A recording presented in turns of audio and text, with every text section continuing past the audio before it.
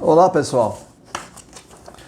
Bom pessoal, hoje o vídeo que eu vou fazer hoje é de um personagem que eu poderia ter colocado no próximo vídeo, sobre o livro de Enoque na patrística, né? Seria o vídeo 4. Mas pela importância que ele teve, né? Pela repercussão,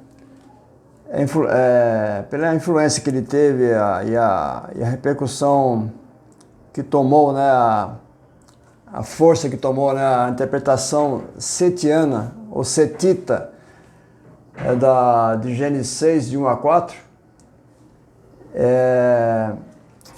que eu vejo claramente como anjos, né?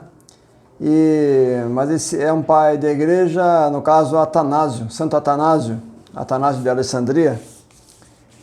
E ele nasceu em 296 e faleceu em 373, né? Ele é um pai da igreja grega, um dos pais da igreja grega. E repetindo, ele fez uma interpretação setita nessa passagem de Gênesis, né, os filhos de Deus. Eu considero assim uma interpretação até muito exótica, né? E através disso, né, a escolha que ele fez, no texto da Septuaginta, aí outros escritores, né, do século IV fizeram tornaram mais exótica ainda a interpretação, né? Então eu vou tratar só dele hoje, vai ser um vídeo bem curto, só sobre Santo Atanásio. Vai ficar mais evidente, né?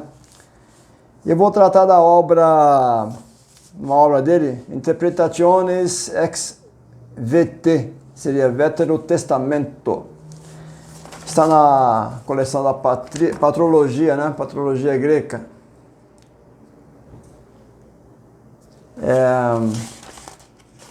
Deixei bem pequeno para poder mostrar na câmera. Santo Atanásio.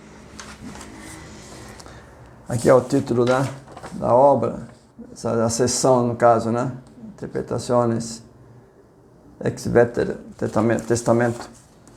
E eu vou tratar da questão 65 dessa interpretação do Velho Testamento, que ele vai tratar justamente do texto de Gênesis 6, né?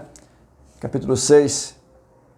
Aqui vocês vão ver aqui do lado latim, depois grego, né? Questão 65. Acho que dá para enxergar bem o grego aí, né? Para quem conhecer grego. Latim. E eu vou ler aqui, no caso, a pergunta e a resposta desse capítulo 6. Então, a pergunta é assim, né? Que filhos de Deus Moisés chamou, dizendo: mas quando os filhos de Deus viram as filhas dos homens, tomaram para si esposas? Aí ele responde, né? De Adão nasceu Sete, que foi o terceiro depois de Abel.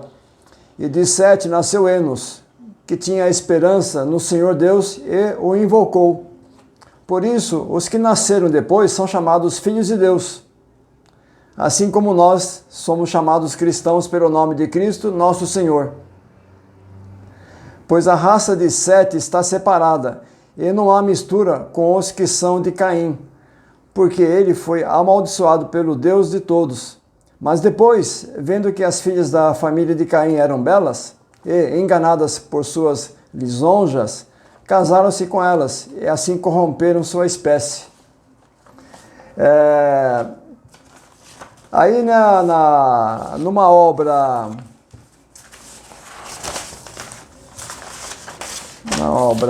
onde eu coloquei,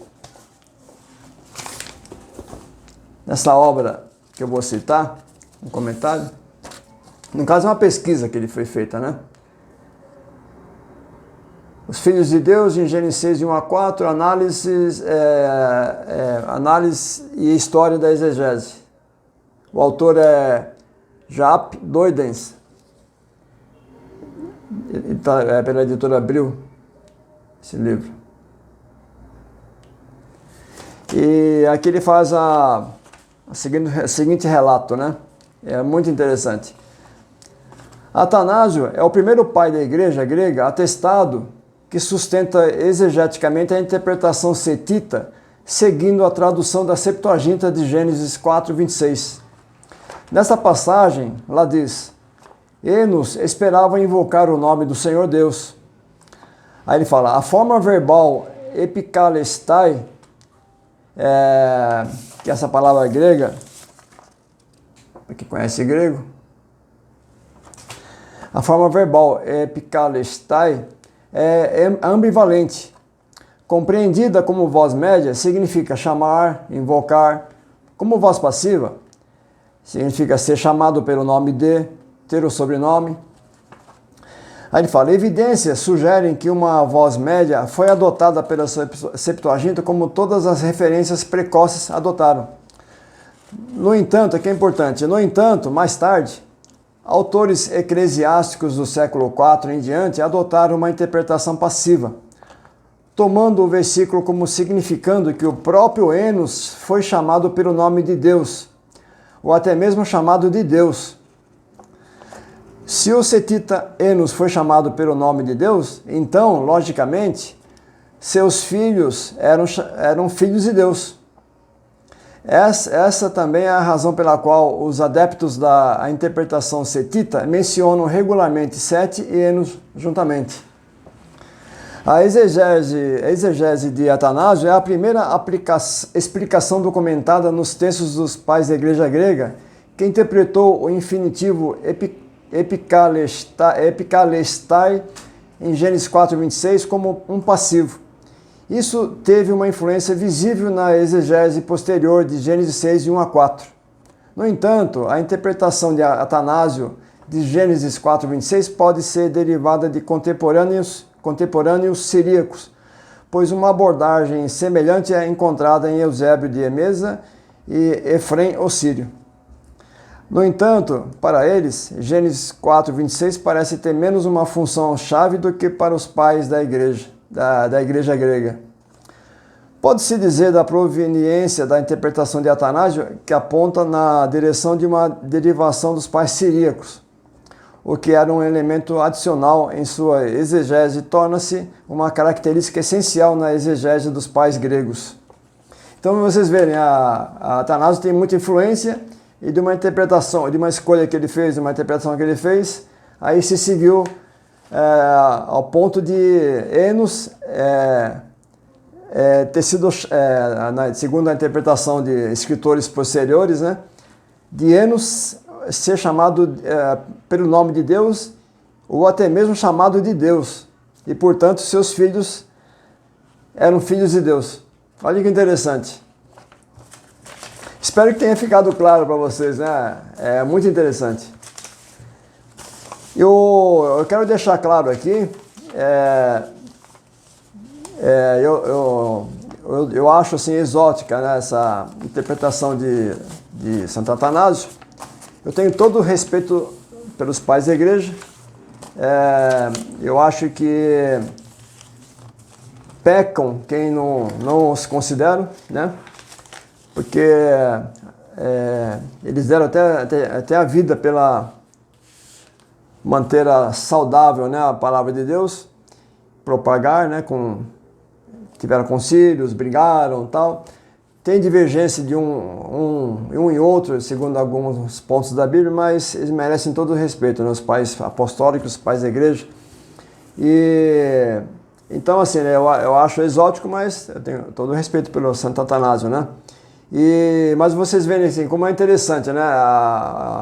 Quem vem acompanhando meus vídeos, eu fiz um vídeo só sobre essa questão, né? Que a tradição setita, né? Dos filhos de Deus de Gênesis 6, 1 a 4, na verdade, tem tudo a ver com os gnósticos, que vem desde o judaísmo, antes do cristianismo ainda, um século antes do cristianismo.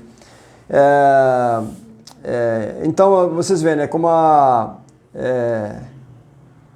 se torna exótico nessa interpretação setita. E com todo respeito, eu torno a dizer.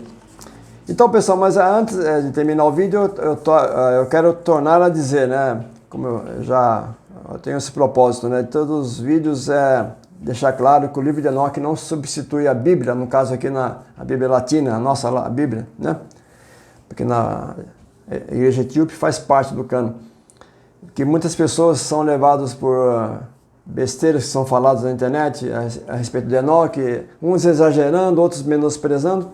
E eu torno a dizer que o livro de Enoque é importante o estudo dele para se conhecer o que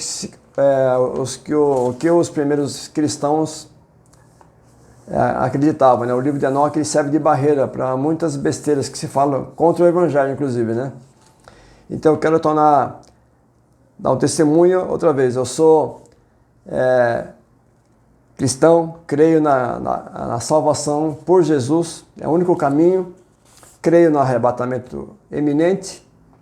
E eu acho engraçado que está tendo muita, assim, aflorando ultimamente, né, a questão dos pré-tribulacionistas, que no caso eu sou pré-tribulacionista. Eu creio no arrebatamento antes da grande tribulação. E outros creem, né, depois da tribulação, que são os pós-tribulacionistas.